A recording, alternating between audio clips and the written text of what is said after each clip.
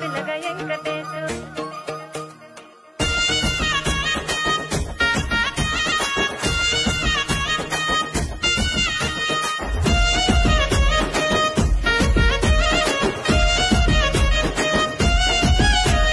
సిద్ధిరాల మనసు నాది చిన్నగా పోతుంటావో చూడక పోతుంటావో ఇంట్లో తిన్నదాన్ని నేను సిద్ధిరాల